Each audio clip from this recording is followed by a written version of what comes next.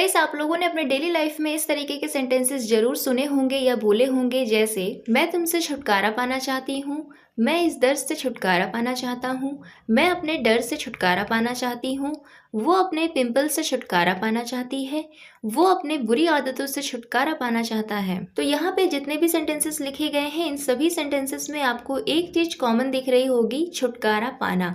तो जब आप ऐसे सेंटेंसेस बोलते हैं जिसमें आप किसी से छुटकारा पाना चाहते हैं, किसी व्यक्ति या किसी वस्तु से, तो उन तरीके के सेंटेंसेस को हम इंग्लिश में कैसे बना सकते हैं, आज की क्लास में हम लोग यही सीखने वाले हैं। तो चलिए क्लास को स्टार्ट करते हैं। तो इस तरीके के सेंटेंसेस को बनाने के लिए हम लोग इस्तेमाल करते हैं एक फ्रेज का, जिसका नाम है get rid of. Get rid of का मतलब होता है छुटकारा पाना, हटा देना या पीछा छुड़ाना। तो इस फ्रेज को हमें थोड़ा सा समझना होगा कि किस तरीके से इसका यूज किया जाता है सेंटेंसेस में, तभी जाकर आप हर तरीके के सेंटेंसेस में इस फ्रेज को सही तरीके से यूज कर पाएंगे। तो देखिए, इस फ्रेज में जो गेट लिखा हुआ है ये एक वर्ब होती है, और आप लोगों को पता होगा कि जब भी कोई वर्ड हमारी वर्ब होती है तो उसकी 5 फॉर्म्स भी होती हैं। तो सिमिलरली गेट की भी 5 फॉर्म्स होती हैं, जो कुछ इस प्रकार होती हैं। गेट की फर्स्ट फॉर्म गेट ही होती है, गेट की सेकेंड फॉर्म होती है गॉट, थर्ड फॉर्म होती है गॉट या गॉटन, फोर्थ फॉर्म होती है गेटिंग एंड फिफ्थ फॉर्म होती है गेट्स। तो गेट की ये 5 फॉर्म्स आपको अच्छे से पता होनी चाहिए, याद होनी चाहिए, तभी जाके आप इस फ्रेज का यूज़ हर तरीके के सेंटेंसेस में कर पाएंगे, फिर चाहे वो सेंटेंसेस किसी टेंस के हो या किसी मॉडल के हो। तो अब चलिए देख लेते हैं इसके एग्जाम्पल्स। तो एग्जाम्पल्स करवाने से पहले मैं आपको एक बेसिक स्ट्रक्चर बता देना चाहती हूँ कि यहाँ पे सेंटेंसेस किस तरीके से बनते हैं, ताकि आपको कोई कन्फ्यूजन ना हो। जो मेन वर्ब होगी और हेल्पिंग वर्ब होगी वो तो सेंटेंस के अकॉर्डिंग होगा, सेंटेंस पे डिपेंड करेगा, लेकिन जो बेसिक हमारा स्ट्रक्चर यहाँ पे होता है सेंटेंसेस को बनाने का, वो होता है आपको लिखना है फ्रेज जो हमने अभी अभी सीखा है, यानी कि गेट रिड ऑफ प्लस वो आइटम जिससे आप छुटकारा पाना चाहते हैं। कोई व्यक्ति भी हो सकता है, कोई वस्तु भी हो सकती है। तो सबसे पहले मैं आपको एग्जांपल्स ऐसे सेंटेंसेस के करवाऊंगी जिनके लास्ट में चाहती हूँ, चाहता है या चाहते हैं इस तरीके से आता है। जैसे तो इन सेंटेंसेस में देखिए लास्ट में क्या आ रहा है, चाहता हूँ, चाहती है।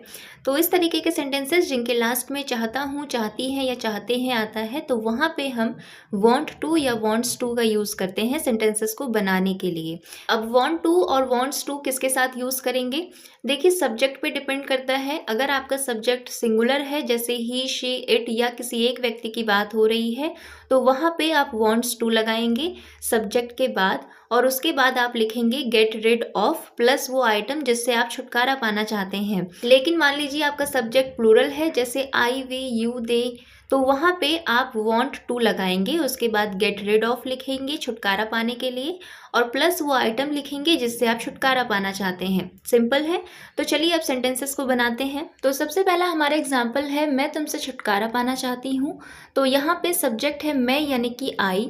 अब जैसा कि आप लोगों को पता है सेंटेंस के लास्ट में चाहती हूँ लिखा हुआ है, तो या तो हम वांट टू लगाएंगे या फिर वांट्स टू। अब क्योंकि सब्जेक्ट यहाँ पे आई है तो इसके अकॉर्डिंग हम वांट टू लिखेंगे यहाँ पे। अब उसके बाद हमें अपना फ्रेज लिखना है छुटकारा पाने के लिए, गेट रिड ऑफ। किससे छुटकारा पाना चाहती हूँ, तुमसे, तो हम लिखेंगे यू। तो आपका सेंटेंस बन गया, I want to get rid of you, मैं तुमसे छुटकारा पाना चाहती हूँ।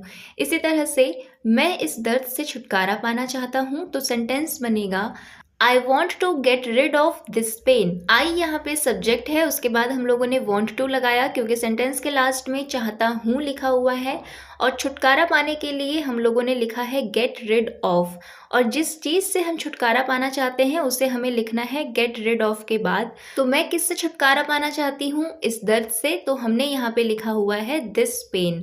तो सेंटेंस बन गया, I want to get rid of this pain.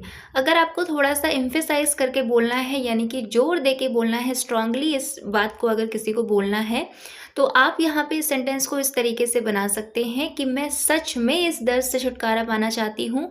तो इंग्लिश में सेंटेंस बनेगा, I really want to get rid of this pain. तो आपको रियली को ऐड कर देना है आई के बाद। नेक्स्ट एग्जाम्पल है, वो अपने बुरी आदतों से छुटकारा पाना चाहता है। तो सब्जेक्ट है यहाँ पे वो, यानी कि ही। अब इस सब्जेक्ट के बाद हम लोग वॉन्ट टू नहीं लगाएंगे, हम यहाँ पे वॉन्ट्स टू लगाएंगे, क्योंकि सब्जेक्ट हमारा सिंगुलर है, हम किसी एक लड़के की बात कर रहे हैं। तो यहाँ पे आ जाएगा ही के बाद वॉन्ट्स टू, इसके बाद हम लिखेंगे गेट रिड ऑफ। किससे छुटकारा पाना चाहता है वो? अपनी बुरी आदतों से। तो यहाँ पे हम लिखेंगे हीज बैड हैबिट्स। तो वो अपनी बुरी आदतों से छुटकारा पाना चाहता है। He wants to get rid of his bad habits.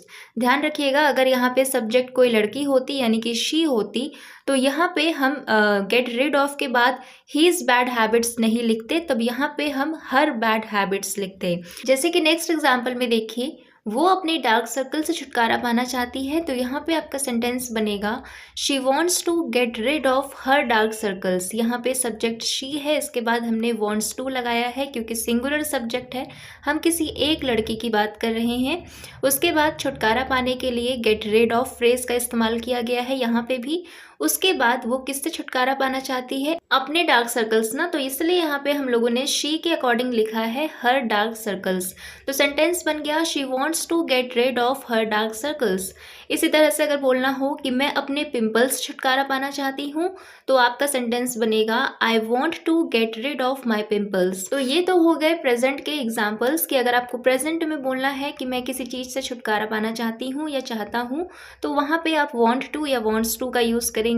लेकिन अगर आपको पास्ट के लिए बोलना हो, जैसे मैं तुमसे छुटकारा पाना चाहती थी, मैं अपने डार्क सर्कल से छुटकारा पाना चाहती थी, तो ऐसे सेंटेंसेस को बनाना और भी ईजी होता है क्योंकि इन तरीके के सेंटेंसेस में हमें सब्जेक्ट के अकॉर्डिंग वॉन्ट टू या वॉन्ट्स टू नहीं लगाना पड़ता है। इन तरीके के सेंटेंसेस में हम लोग सभी सब्जेक्ट के साथ वॉन्टेड टू का यूज़ करते हैं और उसके बाद वही चीज़ आपको लिखनी है गेट रिड ऑफ प्लस वो आइटम जिससे आप छुटकारा पाना चाहते हैं। फॉर एग्जाम्पल, पहला सेंटेंस मान लीजिए आपको पास्ट में बनाना हो कि मैं तुमसे छुटकारा पाना चाहती थी, तो आप बोलेंगे I wanted to get rid of you. मैं अपने डार्क सर्कल से छुटकारा पाना चाहती थी, I wanted to get rid of my dark circles. तो इस तरह से वॉन्टेड टू का भी यूज़ आप कर सकते हैं पास्ट के लिए इस फ्रेज के साथ। अब अगर आपको गेट रिड ऑफ का यूज़ ऐसे सेंटेंसेस में करना है जिनमें आप किसी को सलाह देते हैं यानी कि एडवाइस देते हैं, मतलब जिन सेंटेंसेस के लास्ट में हिंदी में चाहिए वर्ड आता है, जैसे तुम्हें बुरी आदतों से छुटकारा पा लेना चाहिए, तुम्हें नकारात्मक सोच छोड़ देनी चाहिए यानी कि नकारात्मक सोच से छुटकारा पाना चाहिए, हमें डर से छुटकारा पा लेना चाहिए। तो इन तरीके के सेंटेंसेस में हिंदी में देखिए लास्ट में चाहिए वर्ड आ रहा है, तो इंग्लिश में इन्हें बनाने के लिए आप सब्जेक्ट के बाद शुड मॉडल का यूज़ करेंगे ऑल सब्जेक्ट के साथ। जैसे कि अगर आपको बोलना है कि तुम्हें बुरी आदतों से छुटकारा पा लेना चाहिए, तो आपका सेंटेंस होगा you should get rid of bad habits. You subject है, शुड आया है क्योंकि सेंटेंस के लास्ट में चाहिए आ रहा है, मतलब हम किसी को एडवाइस दे रहे हैं, सलाह दे रहे हैं। इसी तरह से तुम्हें नकारात्मक सोच छोड़ देनी चाहिए, मतलब छुटकारा पा लेना चाहिए। तो सेंटेंस बनेगा you should get rid of negative thoughts.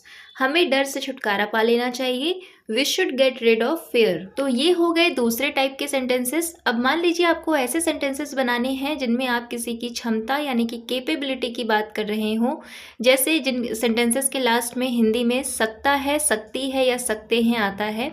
तो इस तरीके के सेंटेंसेस को बनाने के लिए हम कैन मॉडल का यूज़ करेंगे गेट रिड ऑफ से पहले।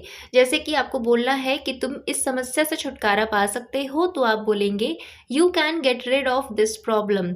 वो अपने पिंपल से छुटकारा पा सकती है, she can get rid of her pimples. ये दवा दर्द से छुटकारा दिला सकती है, this medicine can get rid of pain. अब मान लीजिए आपको इस फ्रेज का यूज़ टेंसेस में करना है, अलग अलग तरह के टेंसेस में, जैसे present indefinite, past indefinite, future continuous में। तो इस तरीके के सेंटेंसेस को हम कैसे बनाएंगे? देखिए, इस तरीके के सेंटेंसेस को बनाने के लिए आपको गेट की सभी फॉर्म्स याद होनी चाहिए जो कि मैंने वीडियो के स्टार्टिंग में बताई थी। तो अगर आपका सेंटेंस प्रेजेंट इंडेफिनिट टेंस में है, मतलब सेंटेंस के लास्ट में ता है, ती है, ते है, इस तरीके से आ रहा है, तो वहाँ पे आप दो चीज़ों का यूज़ करेंगे सब्जेक्ट के बाद। या तो आप गेट की फर्स्ट फॉर्म लगा सकते हैं गेट, या फिर आप गेट की फिफ्थ फॉर्म गेट्स लगा सकते हैं। कब कौन सा लगाएंगे? जब सब्जेक्ट हमारा सिंगुलर होगा, हम किसी एक व्यक्ति वस्तु की बात करेंगे जैसे ही, शी, इट, तो वहाँ पे हम लोग प्रेजेंट इंडेफिनिट में गेट्स का इस्तेमाल करते हैं। और जब सब्जेक्ट प्लूरल हो जैसे आई, वी, यू, दे, मतलब एक से ज़्यादा हो, तो वहाँ पे हम गेट की फर्स्ट फॉर्म गेट का ही इस्तेमाल करेंगे। जैसे कि एग्जाम्पल्स देखिए, मैं एक्सरसाइज करके तनाव से छुटकारा पाता हूँ, तो सेंटेंस हमारा प्रेजेंट इंडेफिनिट का है और सब्जेक्ट क्योंकि आई है, तो यहाँ पे हम गेट की फर्स्ट फॉर्म गेट का ही यूज़ करेंगे। तो सेंटेंस बनेगा I get rid of stress. क्या करके? एक्सरसाइज करके, तो लिखेंगे बाई एक्सरसाइजिंग। तो I get rid of stress by exercising. इसी तरह से अगर आपको बोलना हो प्रेजेंट इंडेफिनिट में वो आसानी से नकारात्मक सोच छोड़ देती है, तो यहाँ पे क्योंकि सब्जेक्ट शी है, सिंगुलर है, तो हम गेट की फिफ्थ फॉर्म गेट्स का इस्तेमाल करेंगे। तो सेंटेंस बनेगा she gets rid of negative thoughts easily. अब अगर आपको सेंटेंसेस को पास्ट इंडेफिनिट में बनाना है तो आप गेट की सेकेंड फॉर्म गॉट का यूज करेंगे ऑल सब्जेक्ट के साथ। आपको कुछ भी चेंज करने की जरूरत नहीं होती है। चेंज हम वर्ब की फॉर्म्स वहाँ करते हैं जब सेंटेंसेस हमारे प्रेजेंट इंडेफिनिट में होते हैं। जैसा कि अभी अभी आप लोगों ने देखा, जब हमारा सब्जेक्ट सिंगुलर था तो हम गेट्स लगा रहे थे, प्लूरल था तो हम गेट लगा रहे थे।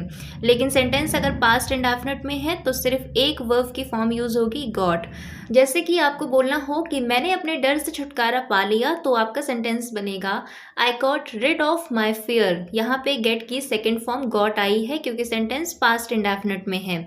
इसी तरीके से उसने जंक फूड छोड़ दिया, यानी कि जंक फूड से छुटकारा पा लिया, तो सेंटेंस बनेगा she got rid of junk food या फिर he got rid of junk food. He आए या शी आए कोई फर्क नहीं पड़ता, वर्ब हमारी गॉट ही आएगी। आखिरकार मुझे अपने पिंपल से छुटकारा मिल गया, I finally got rid of my pimples.